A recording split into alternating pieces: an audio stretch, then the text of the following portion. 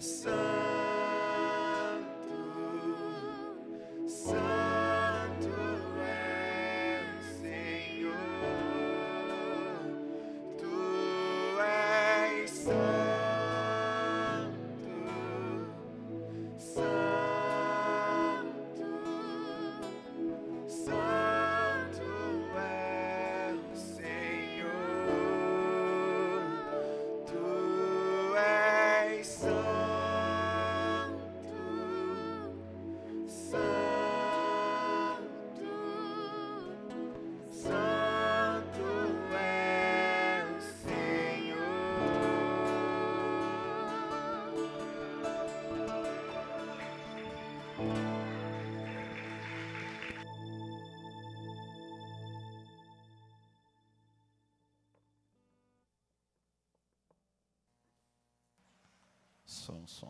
Paz do Senhor, queridos.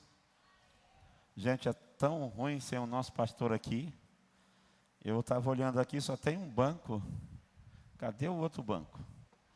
Eles estão em viagem e não chegaram ainda, mas vão chegar hoje à noite. Está indo tudo bem, graças a Deus. E nós estamos orando, nós estamos no grupo do Bom Samaritano, não sei quantos irmãos estão. E a viagem está sendo muito boa, tá certo? E certamente Deus há de dar a eles experiências fantásticas.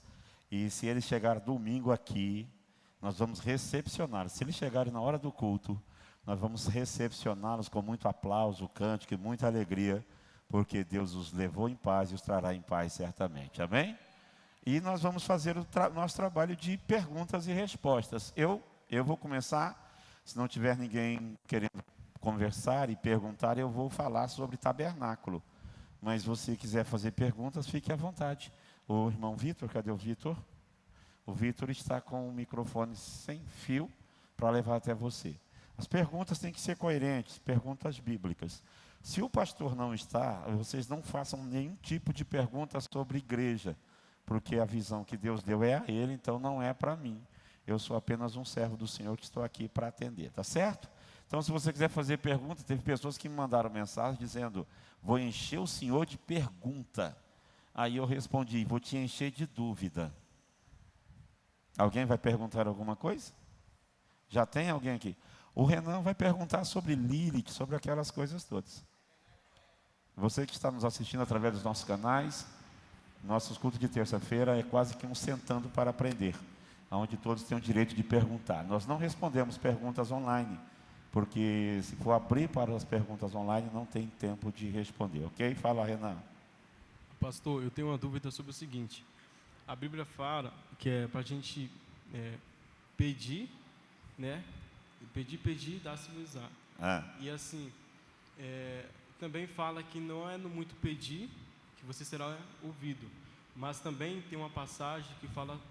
Não é no muito falar. E também tem uma passagem que diz sobre um amigo importuno, que ele foi no meio da noite pedir pão, ficou insistindo, de tanto que ele insistiu, o amigo dele foi lá e deu pão.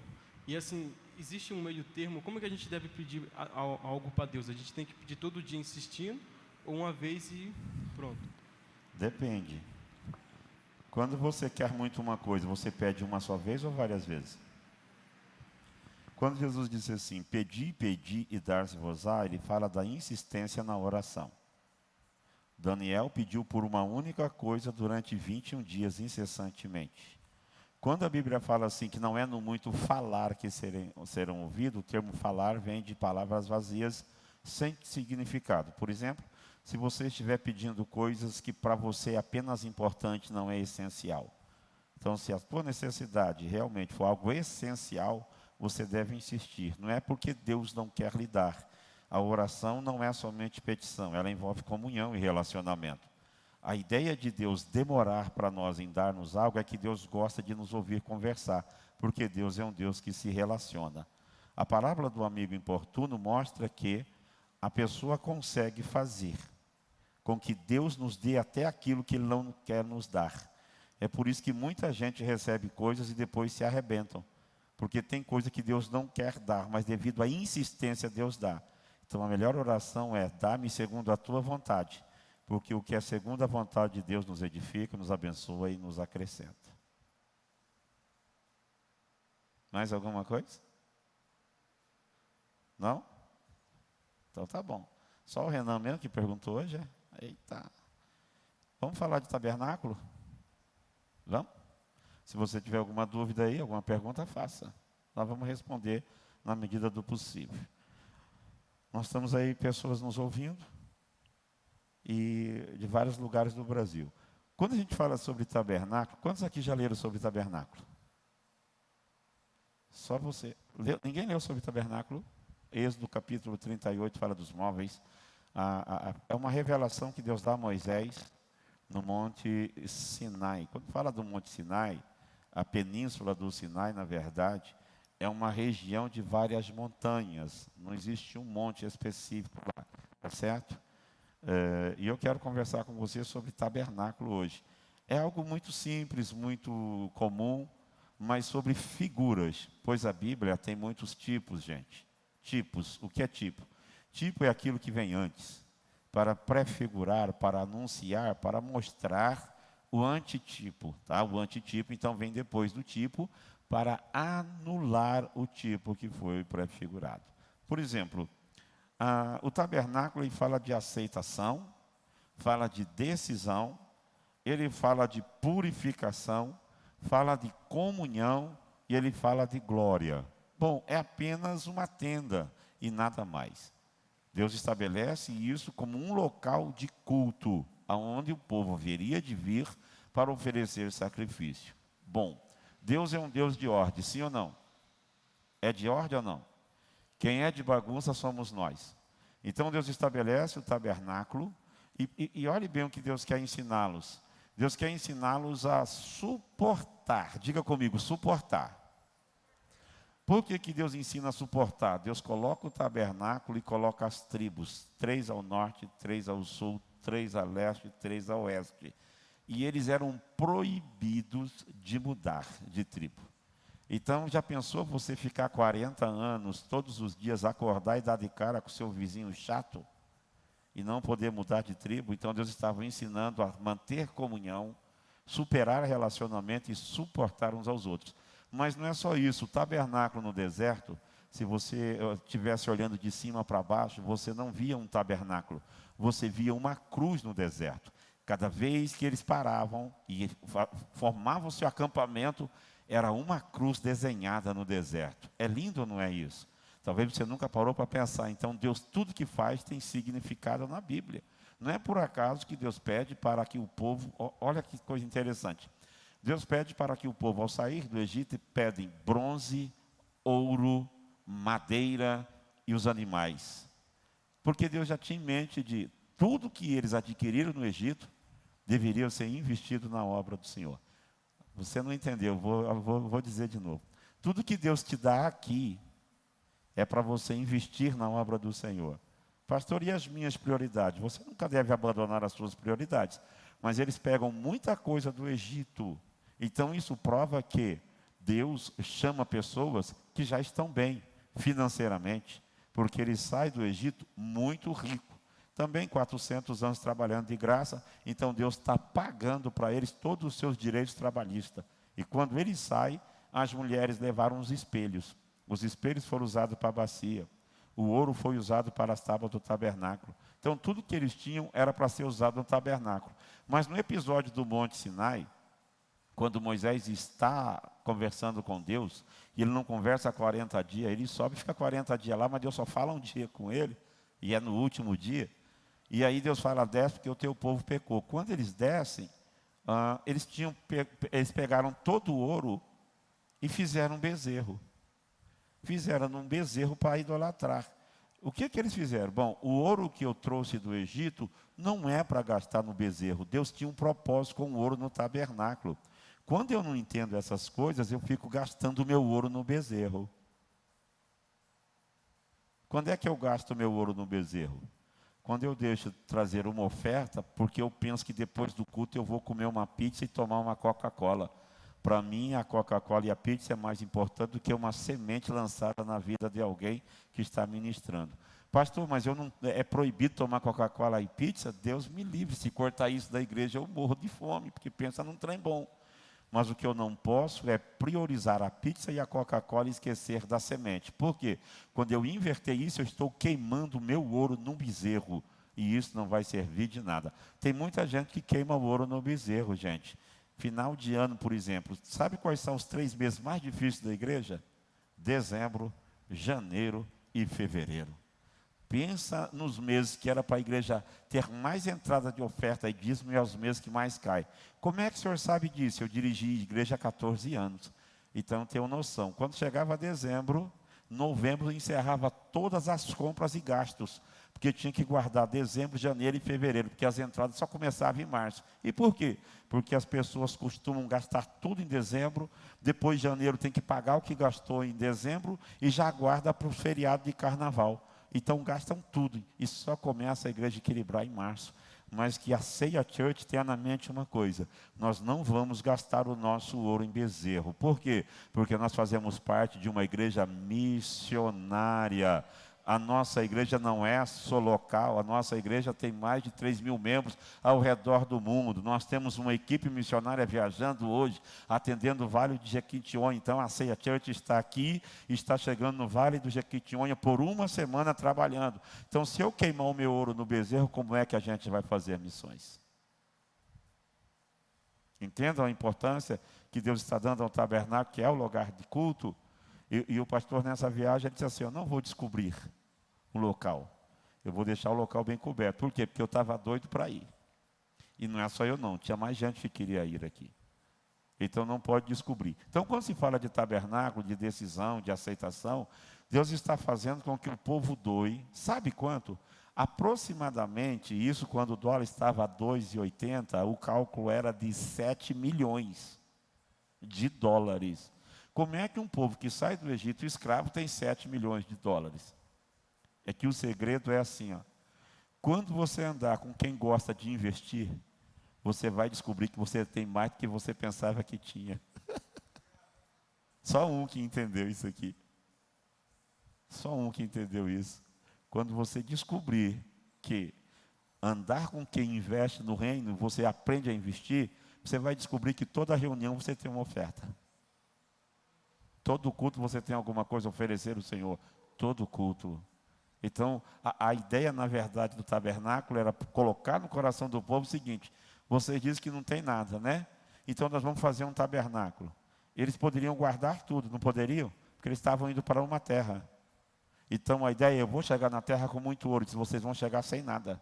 Porque o que eu dei para vocês, primeiro vocês gastam no meu projeto, porque do projeto de vocês cuido eu. Diga glória a Deus. Olha que coisa linda isso aqui. Então, eles estão indo para Canaã, e eles param. Deus disse: agora eu quero que você faça eu sonho um dia, pastora, que a gente vai falar para o povo assim, ó: não traga mais oferta não. Esse mês vocês não precisam trazer oferta não. Porque Moisés, quando faz a arrecadação para o tabernáculo, veio tudo, e ele teve que falar para o povo: ei, não precisam trazer mais nada, o que tem basta. Olha que coisa interessante. Mas no meio do deserto, sem plantar, sem colher, sem nada, tem tanta coisa que eles estão ofertando, e o líder tem que dizer: parem de trazer, porque o que tem já dá e está sobrando. Olha que coisa interessante. Mas pare para pensar: Deus vai fazer uma obra gloriosa, não vai? Mas espera um pouco. Escravo sabe trabalhar com madeira e ouro? Mas Deus disse assim: bom, quando eu dou o projeto, eu já tenho os trabalhadores. As pessoas talvez não parem para pensar. Eu durmo e estou sonhando com Ceia Church. Eu não sei o que está acontecendo comigo. Mas eu sonho, eu já sonhei que essas paredes tinham arrebentado, o telão já estava lá, nós estávamos lá. Falei assim: eu fiquei tanto tempo fora assim, foi tudo tão rápido, já estava tudo estourado, e a igreja lotada, e nós lá, e já está tudo mudado. Eu falei: meu Deus, já está tudo mudado. Eu fiquei tantos dias fora assim. Então, eu sonho com isso. Moisés também sonhava com o tabernáculo pronto. Deus sonhava com esse projeto. Mas a ideia é: quem é que vai fazer o trabalho da madeira? Quem é que vai fazer os móveis? Quem é que vai trabalhar? Deus disse assim: não se preocupe, quando eu dou o projeto, eu dou as pessoas capazes para a realização do projeto. Olha, então isso aqui está crescendo, nós não estamos inchando. Por quê? Porque o inchaço, o inchaço é diferente. Como é que é o inchaço? O inchaço vem vindo cheio de pecado, cheio de heresia, cheio de budismo e sem inchaço. Então, do dia para o outro tem gente saindo pelo ladrão. Não, nós estamos crescendo. Cada culto tem gente nova, cada reunião tem mais gente. Nós já estamos pensando aí que daqui para fevereiro, março, 3 reuniões no domingo, não tem problema. Pastor, não vem nas 3, vem em uma e deixa os outros cultos para o povo vir. Não precisa vir nas 3, mas Deus está mandando tanta gente. Por quê? Porque Deus tem um projeto estabelecido nesse lugar e Deus tem as pessoas para colocar no lugar certo. Oh, glória ao nome do Senhor. Então, Deus, talvez você não pare para pensar, o que é que eu estou fazendo nessa igreja preta, cheia de luz, porque a minha ideia, eu nunca ficaria numa igreja como essa. É que Deus estabeleceu aqui um projeto e você faz parte do projeto. Em alguma área, você vai ser útil nesse projeto. Você pode dar glória a Deus? Então, fique tranquilo. Tem pessoa que fala assim, mas aqui não tem departamento das senhoras. Quem disse que não tem? Tem. Tem departamento de senhoras. Não tem o culto no domingo que as irmãs cantam. Departamento dos jovens tem, mas domingo não canta as senhoras, não canta os jovens, não canta as crianças, não canta os adolescentes, não canta os irmãos, não canta o coral. Domingo canta toda a igreja. Então nós temos todos os departamentos funcionando. Mas por que vocês não têm curso de departamento? Porque a igreja é uma igreja só. Todo mundo está envolvido no único projeto, olhando para o mesmo alvo, o mesmo sentido. O projeto aqui é missão. Então você está no lugar certo, no momento propício, Deus vai mostrar você para alguma coisa e você é útil. Dê uma salva de palmas ao Senhor. Tabernáculo é um lugar que as pessoas se encontram. E aí as pessoas dizem assim, bom, tem pessoas que são necessárias sair do lugar. Tem. Bom, quando é que as pessoas têm que sair do lugar? Quando elas estão atrapalhando o lugar a andar. Quando é que elas têm que sair do lugar? Quando o tempo dela naquele lugar terminou. E aí é Deus que direciona ela para o seu projeto.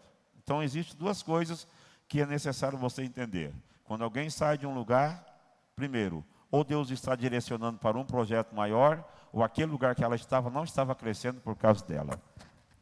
Espera aí, mas como é que é isso aí? Eu mexo nisso aqui, arruma aqui para mim. Deixa aqui, já arrumou? Deu certo? Arrumou. Eu ainda vou aprender a ser chique. Tá bom? Pronto. Tem uma posição, né? Por que não fizeram de ferro aí para não dobrar? Que aí eu... Então veja. Você sabe que o tabernáculo, se tivesse alguém... Posso falar? Não. Se tivesse alguém em pecado de lepra, não poderia andar enquanto que a pessoa não fosse curada? Você sabia que a igreja é a mesma coisa? Se tiver leproso no meio dela, a igreja não anda? Ixi, que dor no coração. Se tiver gente com pecado encoberto, a igreja não anda? Por quê? Porque a igreja precisa crescer. E por que a igreja não para? Porque se tiver alguém com pecado encoberto, a pessoa vai fazer o corpo parar. Porque um corpo que tem um membro doente não consegue andar. Ele tem que parar até que o membro seja curado. Então nós estamos aqui todo culto ministrando cura. Por quê? Porque nós não queremos que ninguém faça a igreja parar. Porque nós temos um alvo, nosso alvo é muito grande. Mas se você ficar doente, a gente para curar você. Sim, você não vai ficar para trás de jeito nenhum. Todo o arraial vai parar até que você seja curado. Depois que você for curado, você vai caminhar com a gente também. Nós paramos para curar você. Diga glória a Deus. Essa igreja não joga ninguém fora. Mas e se alguém tiver que sair? Se alguém sair, é porque está atrapalhando o andamento da obra. E o projeto de Deus é maior que o pastor Ivanil. Se o pastor Ivanil estiver atrapalhando o projeto, Deus tira eu daqui. Por quê? O projeto dele é maior do que eu. O projeto de Deus continua sem pastor Ivanil. Uma vez na minha vida, eu me senti tão importante. Depois eu descobri que, se Deus não quiser, não adianta eu pregar, não adianta pular, não adianta estudar. Se Deus não quiser, não acontece nada. Agora, quando Deus quiser, Ele nem precisa de mim para fazer. Vai acontecer. O que Deus determina em cada reunião está determinado na glória e vai acontecer, quer o diabo queira ou não. Então você tem que entender que você faz parte de um projeto de Deus. Entenda isso para a sua vida e no tempo certo Deus vai chamar o seu nome. Você pode dizer glória a Deus por isso?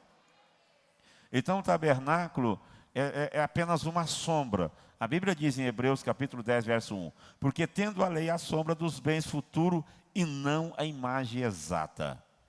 Bom, quem via um tabernáculo no deserto, via apenas uma tenda ambulante. E se a gente olhar para o Antigo Testamento, a gente tem que dizer que Deus é um Deus que tabernaculava. Deus não tinha casa para morar, porque na verdade Deus não podia morar em casa. Depois você vai ver que Salomão fez um templo, uma das 7 maravilhas do mundo antigo. Deus só entrou uma vez e nunca mais entrou nele. Porque Deus disse, não habito em casa feita por mãos de homens. Mas para que Deus estabelece um local de culto? Porque o povo precisa entender, primeiro, culto não é ideia de homem. Culto parte primeiramente de Deus. E se o culto parte de Deus, quem tem que receber é Ele, quem tem que ser adorado é Ele, quem tem que ser exaltado é Ele. Se você não gostar do culto, não tem problema, não é para você, o culto é para Ele. Se você não gostar de nada que acontece, não tem problema, o culto não é para agradar ninguém, o culto é para agradar aquele que estabeleceu o culto e acabou. Essa é a ideia. Então, quando eu venho para o culto, eu não venho para o culto me agradar, eu venho para oferecer o meu culto àquele que é agradável à minha alma. Então, o tabernáculo é uma imagem apenas, que é como se Deus estivesse fazendo um prenúncio num jardim de infância, para que o povo pudesse se acostumar em invocar a presença e também aprender a se arrepender. Para isso estabelece um lugar. Mas Deus não é um Deus que está em toda parte na sua onisciência. Deus está em toda parte, mas não mora em qualquer canto. Sabia disso, não? Deus não mora em lugar vazio. Embora Deus enche qualquer coisa, mas Deus só mora em templo e organismo vivo. Então é por isso que Deus habita em mim e habita em você. Então, quando eu falo de tipologia bíblica, existem vários tipos. Por exemplo, em Gênesis 22, Abraão e Isaque. Já leram aquela passagem que Abraão vai sacrificar o seu filho? Tá, quantos de vocês já ouviram falando que Isaque era o tipo de Cristo? Alguém já ouviu? Que Isaque era o tipo de Cristo? Era? Tá, mas se Isaque é o tipo de Cristo, então por que o carneiro estava lá? Se Isaque é o tipo de Cristo, então Cristo nunca morreu. Então alguém substituiu a sua morte. Então Isaque não é um tipo de Cristo. Isaque é o símbolo da humanidade sentenciada à morte. E Abraão é o símbolo do pecado nessa passagem. Porque o pecado está levando a humanidade à morte. Porque está levando o fogo, que está levando a lenha, que são as obras. Está levando o cutelo, que é o final da vida. Então a morte, o pecado está levando toda a humanidade para morrer. Mas quando a humanidade está sentenciada, que a foice levanta, então há uma voz que brada do céu, e a voz brada exatamente para o pecado. Não precisa fazer isso, porque eu tenho um cordeiro para substituir a vítima. Então, quando ele olha para trás, Abraão espera um cordeiro, Deus providencia um carneiro. Por quê? O cordeiro, ele é frágil, é fraco, é pequeno. O carneiro é valente, é forte, é guerreiro. Então Jesus veio e viveu como um cordeiro, mas na hora da morte ele morreu como um carneiro, porque ele enfrentou a morte, enfrentou o inferno, enfrentou o diabo, enfrentou os demônios, desceu até o inferno. Então ele morre, ele ressuscita como um carneiro com chifre valente e poderoso. Glória a Deus. Então é uma tipologia de que um dia toda a humanidade receberia um substituto e ninguém mais poderia morrer. É um tipo e que se cumpriu em Cristo. Alguma pergunta, lamentação, suspiro, ai? E houve silêncio por quase meia hora. Abraão e Isaque. Por exemplo, Enoque. Enoque é um tipo da igreja. Porque Enoque é o 7º depois de Adão. É claro que no estudo nós falamos um dia aqui, oxe, agora fugiu até o nome da palavra. Dispensações. A gente conhece até a 7ª. Na 7ª dispensação, quando o corpo é transformado em glória. Então, Enoque, literalmente, gente, Enoque foi arrebatado, tá? Então, aquelas 2 testemunhas de Apocalipse não é Enoque e Elias, porque diz a Bíblia que é ordenado a todo homem morrer uma vez e depois disso vem o juízo. Se eu não acreditar no arrebatamento de Enoque, Se eu não acreditar no arrebatamento de Elias, então eu não acredito em arrebatamento de igreja. E então eu vou ter que acreditar na reencarnação, que é o que Chico Xavier prega na sua doutrina. Então não existe reencarnação. Jesus não reencarnou, ele encarnou uma única vez, não reencarnou. Então Enoque foi arrebatado, o sétimo depois de Adão, dizendo o seguinte: todo aquele que andar com Deus no mundo de trevas, não ceder aos pecados, também será arrebatado. Porque quem anda com Deus na terra é só para você dar um glória. Quem anda com Deus aqui, vai viver com Deus lá. Então nós não estamos nos preparando. Nós já estamos preparados. Por que nós não estamos nos preparando? Porque aquele que está se preparando não está pronto. E Apocalipse diz: vindas são as bodas do Cordeiro, e já a sua noiva, que somos nós, se aprontou. Então nós não estamos preparando. Então o que nós estamos fazendo aqui? Nós estamos aperfeiçoando a santificação e guardando a nossa salvação. Então eu fui salvo, estou sendo e serei. Eu não sou salvo, eu estou. Por quê? Porque eu posso rejeitar a salvação. Salvação não se perde. E quando é que eu rejeito a salvação? Quando eu rejeito a fé. Somente a rejeição da fé é que é capaz de fazer você rejeitar também a salvação. Por quê? Salvação é pela fé, e isso vem de Deus.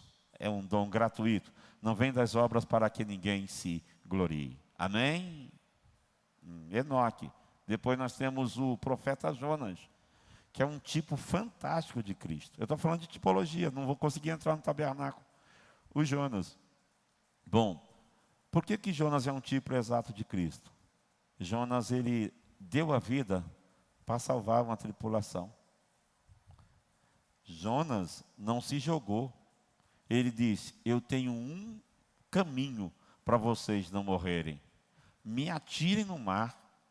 E por que ele não se atira? Porque se ele se atira é suicídio heróico.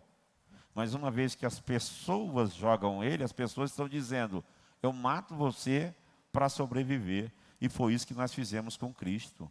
Jonas é um tipo de Cristo exatamente nessa questão.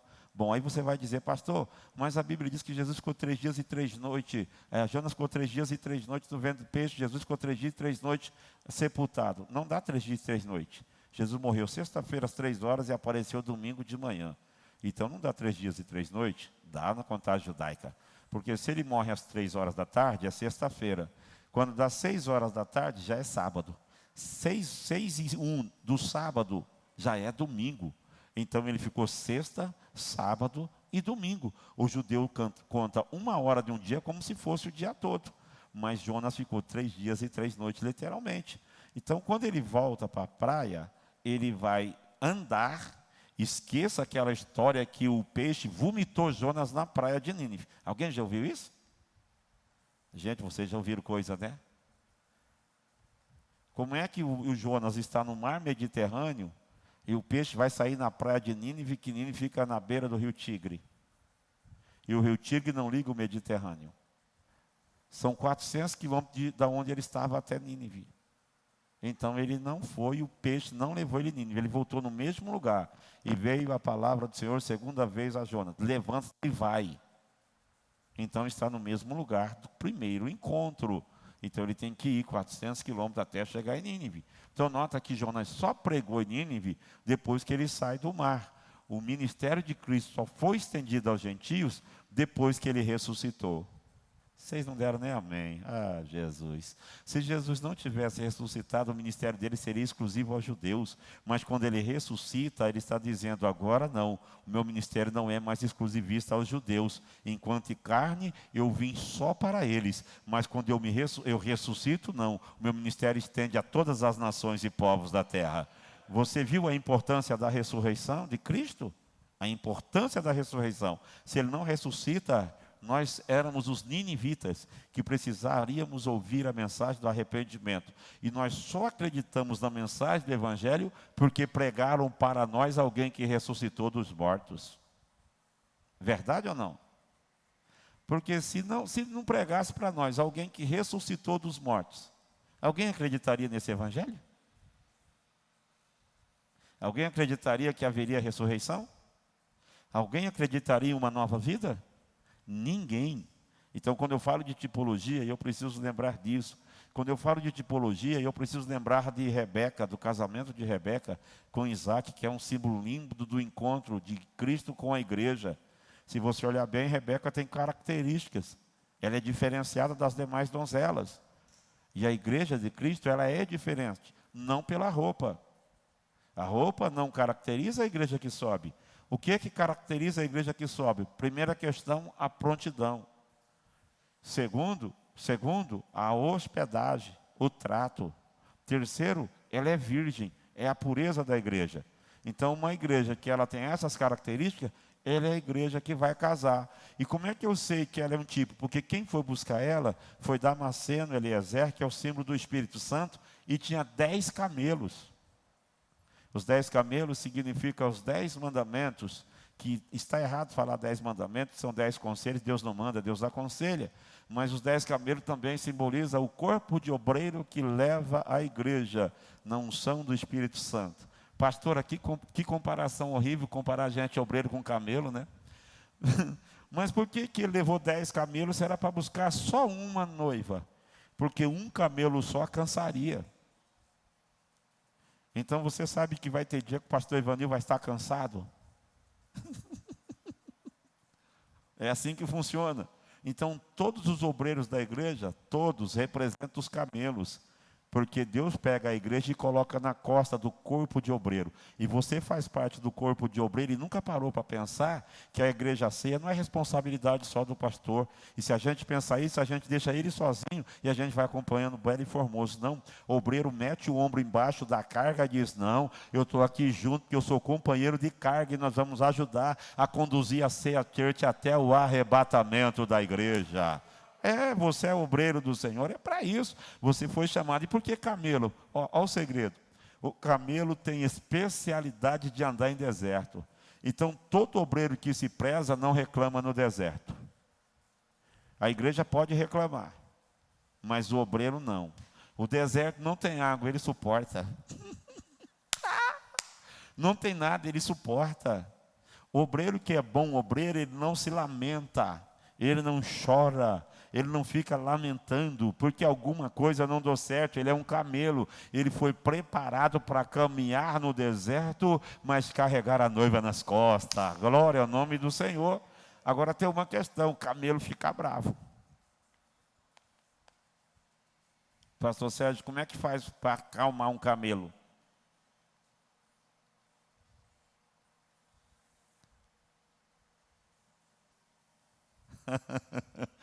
O camelo, para ficar calmo, se ele estiver muito bravo, não pode descer dele. Não. Tem que tirar uma peça de roupa, um lenço, alguma coisa, e dá para ele morder. Aí ele morde, joga no chão e pisa e se acalma. O que é isso? Quando você perceber que você fez alguma coisa errada, que o seu líder está triste e magoado com você, então você faz alguma coisa, renuncia. O tirar a roupa ao camelo é de reconhecer que você errou, para que ele fique tranquilo e vai te levar um pouco mais. Porque todo aquele que é líder, ele carrega um liderado nas costas, e às vezes ele fica bravo. Quem olha para mim já sabe o dia que eu estou bravo ou não, sabe ou não sabe? Alguém já me viu bravo? Eu nunca falei, mas pelo meu semblante, o Hélito já me viu 2 vezes só, né, Hélito? 2 vezes bravo. Mas eu fico bravo na hora. Dali a pouco eu me acalmo. O rei já viu também, né, Reis? Só um dia, né? A minha esposa vê todo dia. Então, pare para pensar. Mas faz parte, porque todo obreiro é ser humano. Então, quando você perceber isso, é porque às vezes cansa. Então a gente tira uma peça de roupa, desce um pouco, deixa o camelo respirar depois, a gente sobe em cima de novo, vamos tocar mais um pouco, porque o obreiro é para isso. Então, é proibido o obreiro estar lamentando a sua situação, é proibido o obreiro estar lamentando, dizendo que está no deserto, está na provação, que não aguenta mais, é proibido isso, porque nós somos os camelos que estamos conduzindo a noiva. Desde lá de cima, aqui no altar, grupo de música, quem toca, recepção, pessoas que trabalham com criança, todos aqueles que têm um trabalho na igreja, secretaria, todos são esses 10 camelos que estão conduzindo a noiva do Cordeiro. Amém? Mas tem uma coisa, nós não estamos sozinhos, porque o Damasceno, ele é zero, o Espírito Santo está sobre as nossas vidas, para que nós tenhamos graça e poder. Amém? Então vamos lá? Alguma lamentação, suspiro, ai? Hoje ninguém vai perguntar. Aí é bom, ninguém pergunta nada, eu vou conversando. Então, quando se estabelece o tabernáculo, esse tabernáculo, Deus estabelece que ele tenha colunas de prata, bases de prata, que simboliza a salvação. As tábuas tinham que ser feitas em encaixe perfeito, como se fosse mãos. A ideia de Deus é: tudo aquilo que está unido prevalece. Glória ao nome do Senhor. Tudo aquilo que está unido, é melhor serem dois do que um. Lembra disso? Isso fala de união. Então a ideia de Deus é: se tiver unido, tem base de prata a salvação, capitel de bronze, que é a justiça de Deus sobre a vida. Aí Deus diz assim: mas faça 4 colunas para a entrada. 4 colunas? As 4 colunas são, a gente fala 4 evangelhos, não existe 4 evangelhos. Existe um evangelho pregado por 4 pessoas diferentes: Mateus, Marcos, Lucas e João. Só que se tem 4 colunas, só tem 3 entradas. Veja bem, 1, 2, 3. Então é o Pai, o Filho e o Espírito Santo representado nas 4 colunas, ou nos 4 evangelhos da Bíblia. Então todas as pessoas só conseguirão conhecer Jesus se eles ouvirem a pregação do evangelho. O problema é que as pessoas estão pregando doutrina para quem não conhece e evangelho para quem conhece. Bom, para quem conhece a Cristo não se prega o evangelho, doutrina e ensinamento. Para quem não conhece, evangelho, boas novas de salvação. Por quê? Porque nós não precisamos mais do evangelho. O evangelho nos conduziu a Cristo. Agora nós permanecemos em Cristo e pregamos o evangelho para quem não conhece a Cristo. Amém, gente? Pastor, por que o senhor fala isso? Porque tem pessoas que eles pregam já doutrina para quem está chegando. Você não pode vestir isso. Você não pode beber aquilo. Você não pode tocar naquilo. Você não pode fazer isso. Para a pessoa nem ouvir o evangelho, a gente já quer mudar ele por fora. Mas o evangelho tem um poder sobrenatural de mudar a pessoa por dentro e fazer ele entrar, ter um encontro com o Pai, com o Filho e com o Espírito Santo. Olha bem, então são 4 colunas. Mas por que Deus coloca linho fino torcido e é 2,5 metros de altura a cerca? E só tem uma porta. Então 2,5 metros não dá para enxergar do outro lado. Então se alguém quiser saber o que tem do lado de dentro, tem que entrar pela porta. Você não disse amém, vou falar de novo. Se alguém quiser saber o que tem do lado de dentro, ele tem que passar pela porta. Então ele tem que ouvir o evangelho primeiro, ele vai saber o que tem do lado de dentro. Quantas vezes você tentou falar de Jesus para uma pessoa, tentando mostrar o que está do lado de dentro, e a pessoa não consegue enxergar? Já aconteceu com você? Comigo, quantas vezes?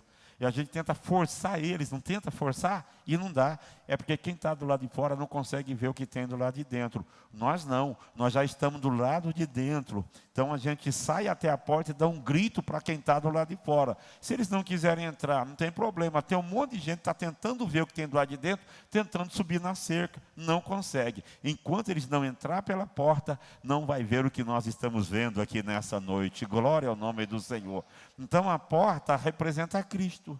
Porque ele disse: eu sou a porta. Se alguém entrar por mim, salvar-se-á, entrará e sairá. A ideia é o seguinte: entrou pela porta, ofereceu o sacrifício, está perdoado, e quem está perdoado sai para comer com consciência tranquila. E a salvação, no conceito bíblico, traz prosperidade, libertação de inimigos, riqueza material. Gente, pregaram para nós um evangelho, pastora, tão pobre.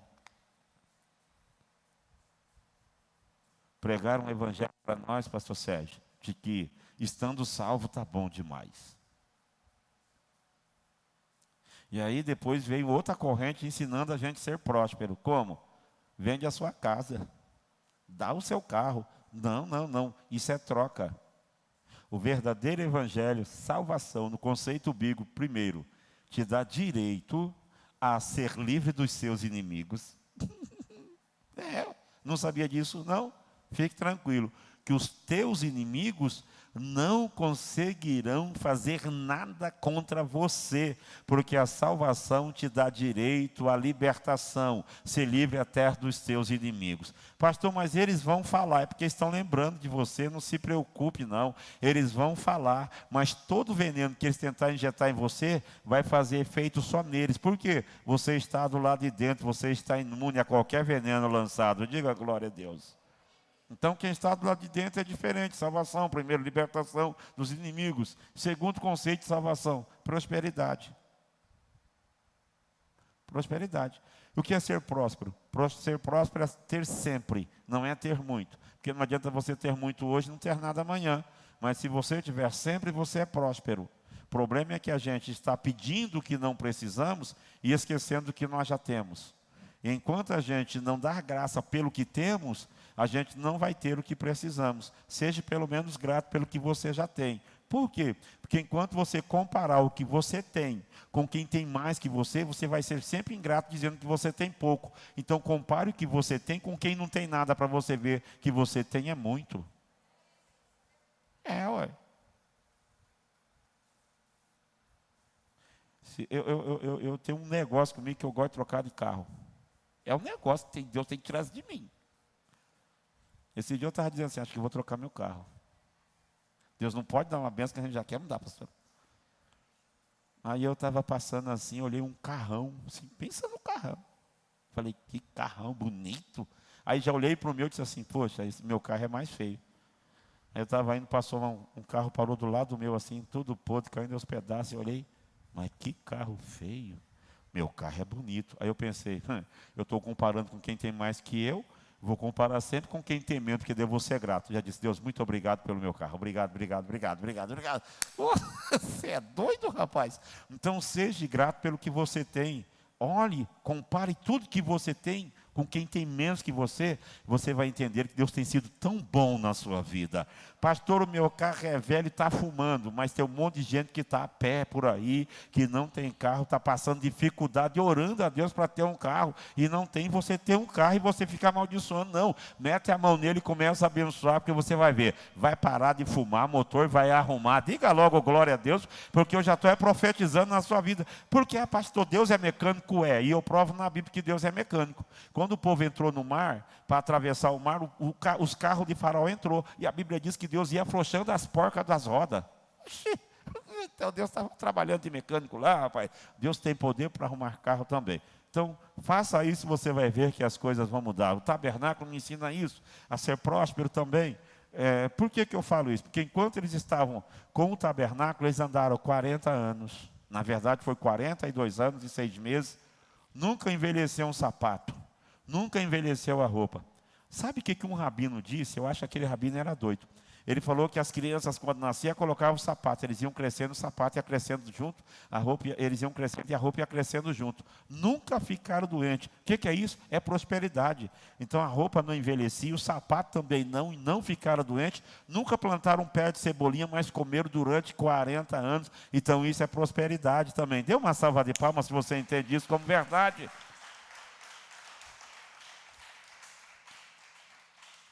Aí as pessoas dizem assim, mas essa igreja, perguntaram para mim assim, a igreja de vocês é uma igreja próspera? Eu disse assim, é a igreja mais próspera de Campinas. Aí falaram assim, quantos templos vocês têm? Nenhum. Ué, mas como é que vocês são prósperos? A prosperidade nossa não está ligada às coisas materiais.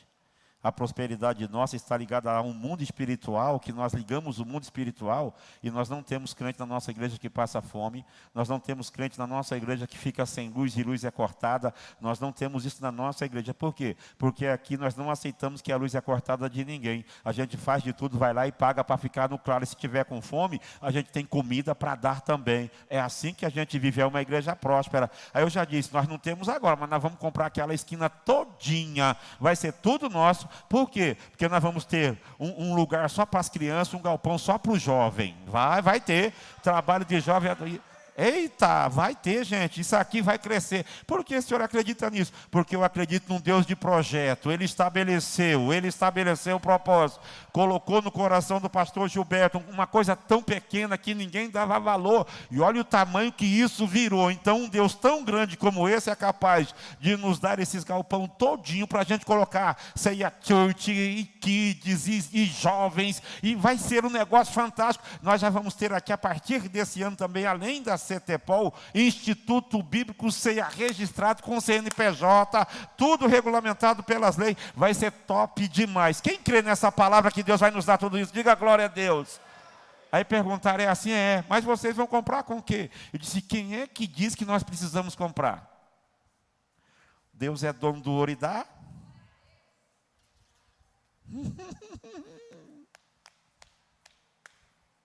Eu sinto a presença de Deus aqui, olha. A minha esposa já sabe quando eu sinto a presença de Deus, eu fico todo bobo. Deus é o dono da ouro e da prata.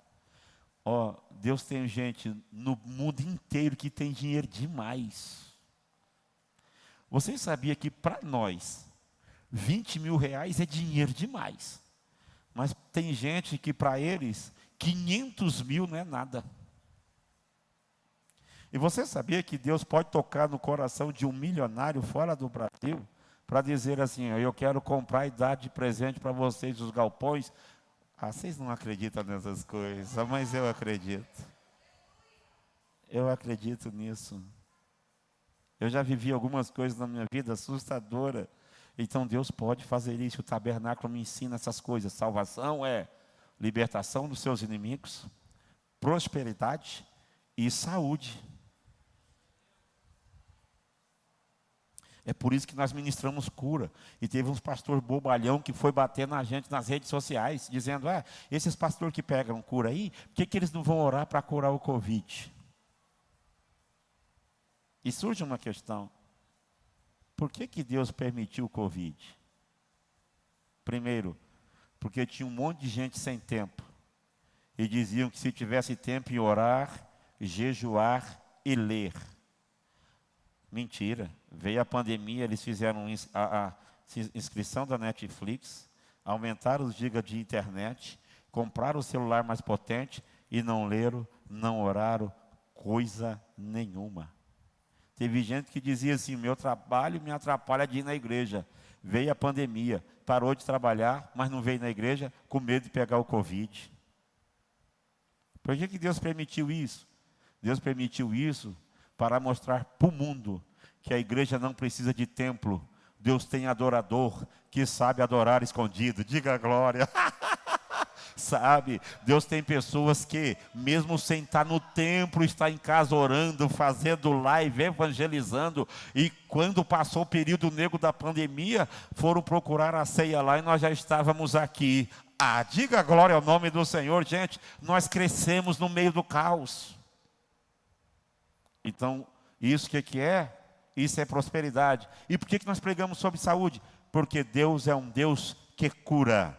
Deus é um Deus que dá saúde aos seus filhos. E quando é que Ele cura? Quando Ele quer curar. Ele cura num culto desse aqui, Ele cura num culto de quinta, Ele cura num culto de domingo, Ele cura você dormindo, Ele cura você jantando ou almoçando, Ele cura você trabalhando. Levante a sua mão assim, se você está doente, Deus pode restaurar a sua saúde agora. Você que está na internet, o gatilho da fé está pronto e vai ser disparado. Não precisa unção com óleo, não precisa ramo nem flor. Você pode receber cura. E eu sinto a presença.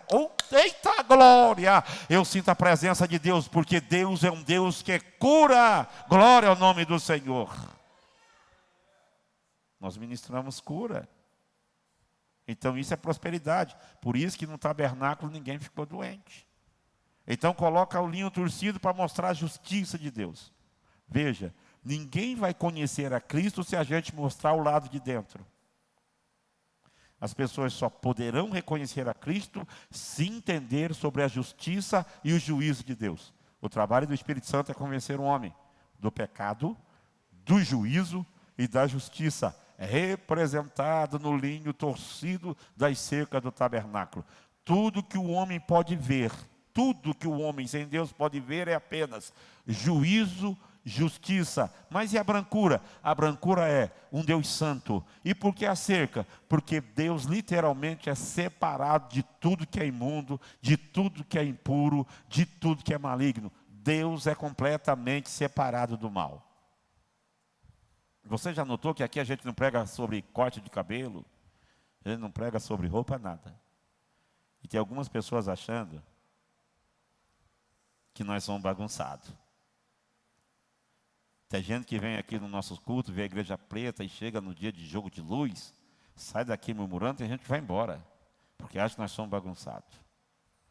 Nós não pregamos costume, porque costume não gera doutrina, mas nós pregamos doutrina, porque a doutrina gera costumes bons. Você não entendeu?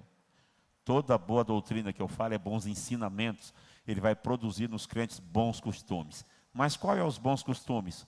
Não adianta você estar com a saia cobrindo o pé e varrendo rua, o cabelo na metade do joelho e falando mal da vida dos outros, dando cano na vizinha, na vendedora do Avon. Não adianta nada disso. Não adianta você usar calça social até para dormir, terno e gravata, se você é um adúltero, safado, sem vergonha, se você dá cano em todo mundo, seu nome está mais sujo do que pau de galinheiro. Então não venha arrotar a santidade aqui não, porque aqui nós pregamos princípios, nós abrimos mãos de costumes, mas nós não abrimos mãos dos princípios. E qual é o princípio? A ninguém devais coisa alguma a não ser o amor. Diga glória a Deus. Então as pessoas pensam que nós bagunçamos aqui. Aqui nós temos padrões de santidade, mas é uma santidade segundo a Bíblia. Então quem chega aqui e se assusta é porque ele só vê juízo e justiça de Deus. Mas se ele se arrepender, ele vai entrar do lado de dentro e vai ver coisas gloriosas. Quem consegue ver coisas gloriosas e consegue ver o céu por dentro nos nossos cultos aqui, diga glória a Deus. A gente vê o céu por dentro aqui literalmente, gente. Amém. Esse é o tabernáculo, é o linho. Mas quando você entra por lá de dentro do tabernáculo, você passa pelas 4 colunas e as 3 entradas, você dá de cara com o altar do holocausto. Altar do holocausto. Acho que eu mexi aqui de novo, né? Não? Não, então tá bom. Altar do holocausto e não altar de oferta. Por que altar de holocausto? Porque no holocausto 100% da oferta era queimada. Não se aproveitava nada do holocausto. E por que não se põe o nome de altar de oferta se tinha oferta? Porque a oferta a pessoa comia com o sacerdote. Quando o sacerdote comia com o ofertante, era símbolo de comunhão, Deus comendo com o povo, porque recebeu o seu sacrifício, o seu pecado está perdoado, e Deus só tem comunhão com quem tem pecado perdoado. Deus não tem comunhão com quem tem pecado coberto. E como é que Deus faz? Deus vem até a pessoa, outra questão. Quando Deus quer revelar um pecado coberto, Deus não revela a público, porque Deus é um Deus que não envergonha ninguém. Deus é tão corajoso que ele vai pessoalmente, usa o pregador num culto e não deixa o cara dormir a noite toda. Ué. Aí a noite toda Deus fica incomodando ele até ele se arrepender dos seus pecados. Esse negócio de profeta vir revelar pecado dos outros no meio da igreja não é Deus. Porque a glória de Deus é encobrir o negócio, mas a glória do homem é tudo investigar.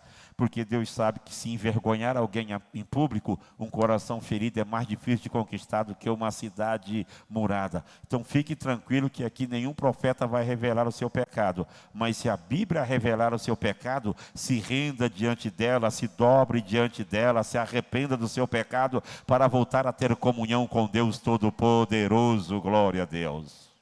Então ele dá de cara com o altar do holocausto. Por que o holocausto? Porque o holocausto é 100%.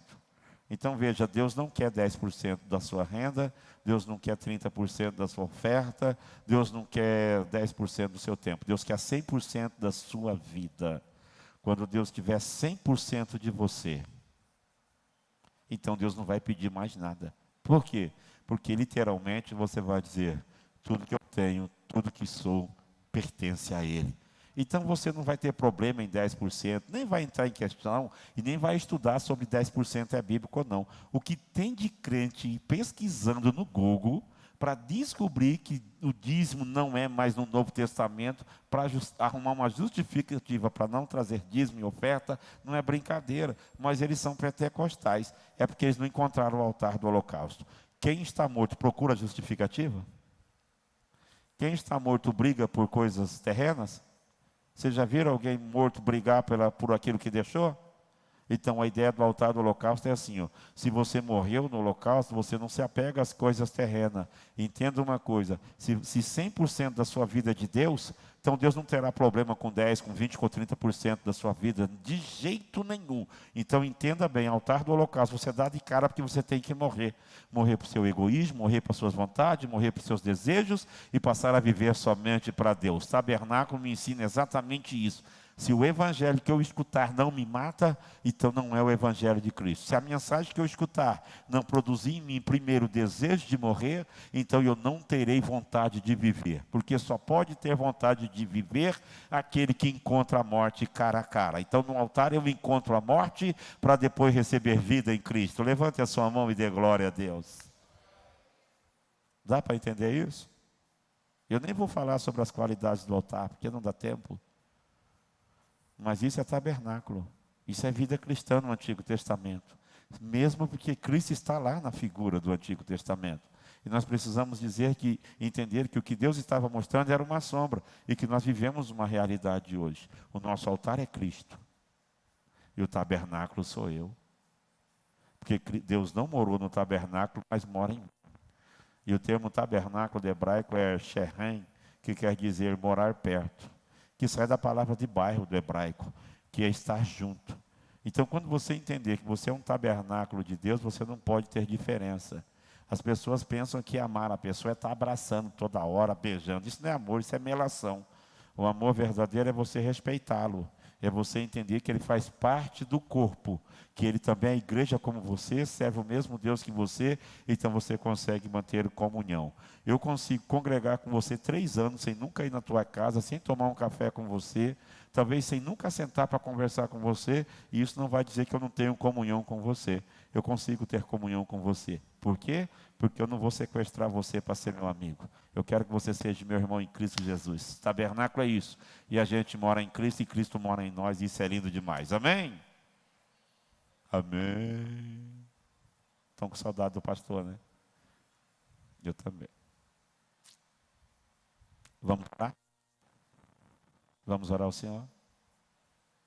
Feche seus olhos. Você não precisa ir ao tabernáculo, você é o tabernáculo de Deus. Então não pense que por causa do tempo da graça, Deus não se importa com os pecados mínimos cometidos. Deus se importa com as nossas rebeldias. Deus se importa com os nossos pensamentos obscuros.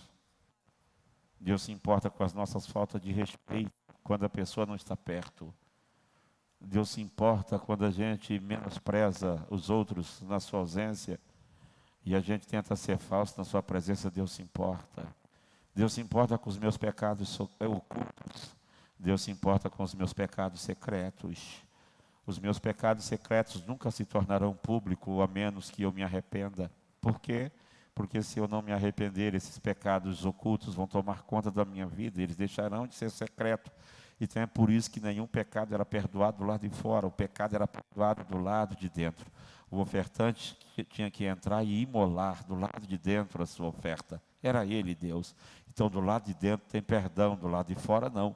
Então Deus vai te perdoar no secreto. Deus é o único que pode entrar no labirinto da minha alma e da tua alma, dar uma mexida lá dentro. Glória seja dada ao nome do Senhor e tirar tudo de ruim que nos incomoda para que nós sejamos o centro da morada de Deus, o tabernáculo do Altíssimo. Deus pode fazer isso. Nessa noite é uma noite propícia para arrependimento, para perdão, para restauração de comunhão, para consertar o caminho, para não ver somente a justiça do lado de fora, mas para a gente ver a glória do lado de dentro. Deus quer nos conduzir para ver o céu por dentro, para ver os querubins, para ver a glória de Deus que está nos esperando. Deus quer nos dar revelações do lado de dentro do tabernáculo e não mostrar a cerca do lado de fora. Eu quero te convidar a entrar para o lado de dentro, para ver as coisas espirituais com os outros olhos. Chega de ficar do lado de fora. Quem fica do lado de fora fica vendo experiência dos outros, contando experiências dos outros, mas quem entra do lado de dentro tem a própria experiência com o Cordeiro que morreu, tem a própria visão do que é do lado de dentro, aquilo que está além. Há um mistério revelador para a sua vida que esta noite Deus quer te dar sonhos proféticos, Deus quer revelar coisas para você que você nunca viu, mas as escamas dos seus olhos cairão e você vai ver coisas que você nunca viu, que diz respeito ao teu ministério, ao teu chamado. Glória ao nome de Jesus, ao projeto que Deus tem com a tua vida. Deus quer te mostrar coisas grandes e firmes que você não sabe, mas Ele vai te mostrar como Ele prometeu a Jeremias. Eu sinto que alguém vai ter uma experiência tremenda com Deus. É algo sobrenatural no mundo espiritual. Os seus olhos vão se abrir e você vai dizer: eu tive visão de Deus. Oh, Senhor, estende as tuas mãos sobre nós e que nós venhamos contar experiências do mundo espiritual, de arrebatamento de sentido, arrebatamento de espírito, arrebatamento de corpo, Senhor, visão daquilo, Senhor, que o Senhor quer para as nossas vidas, para que esse encontro produzido com o Senhor, do lado de dentro das cercas do tabernáculo, quando a gente sair do lado de fora, as pessoas vão perguntar: o que é que tem lá, o que é que você viu, o que aconteceu? Nós poderemos dizer: nós vimos a glória do Cordeiro que foi morto, nós vimos algo maior do lado de lá, o perdão, a graça, a misericórdia, mas acima de tudo nós vimos um projeto de Deus estabelecido para as nossas vidas. Deus, estende as tuas mãos sobre nós, nos abençoa, nos guarda e nos orienta, Pai, em nome de Jesus. Amém. Glória a Deus. Sabe qual foi a minha primeira experiência com Deus? De verdade. A minha primeira experiência com Deus foi em cima de uma igreja, com um cinturão, com todas as ferramentas de carpinteiro, construindo a igreja. Tive um encontro com Cristo na madrugada, uma visão, e já vi aquela visão. E eu só tive o entendimento da visão ano passado, num retiro na Bahia. Só isso. E aí você pode perguntar: pastor, de onde vem tanta sabedoria? Eu leio muito e eu oro bastante. Não o suficiente, mas leio muito. Falo sozinho, prego para mim mesmo, me converto nas minhas pregações, no banheiro. Eu não sei pregar, eu gostaria. Mas teve um dia que eu vi, pastor, um anjo chegar na mesa da minha casa, na hora da janta, às 7 horas da noite. E ele estendeu a mão para mim, trazendo um pergaminho. E ele chegou, estendeu, e eu perdi a força, eu não conseguia levantar, 7 horas da noite. Eu não conseguia levantar, e eu via ele ali, ele ficou ali. Como eu não conseguia levantar, ele foi embora. Quando eu levantei, era 11 horas da noite, em prantos. Fui pregar no sábado, no meio do mato, numa igreja em São Francisco do Sul. E eu estava de olho aberto, eu vi ele chegando de novo. Eu disse: é brincadeira. Eu pensei: não. Aí eu perguntei: tem profeta nessa igreja? Um rapaz atrás de mim pulou e disse: ontem o meu anjo foi na tua casa e você não conseguiu pegar, mas eu mandei ele aqui de novo. Pegue o que ele trouxe, porque eu vou te encher de sabedoria da minha palavra. Só eu estava vendo. Quando eu levei a mão que eu peguei, aquilo sumiu. Começou a pegar fogo nas veias. A partir daquele dia, a minha visão de Bíblia começou a mudar. A minha sede por Bíblia começou a mudar. As minhas pregações começaram a mudar e minha forma de ensinar começou a mudar. Então eu sei que para cada um, Deus dá uma visão. Então eu vou profetizar na sua vida uma experiência marcante. Só quem recebe essa palavra, diga glória e dê uma salva de palmas ao Senhor. Deus vai te dar uma experiência dentro do seu ministério. Amém? Vamos cantar um hino, Rebeca? Vem aqui, Wellington. Tem mais um hino? Vamos cantar? Mais um hino. E com esse hino nós vamos ofertar ao Senhor.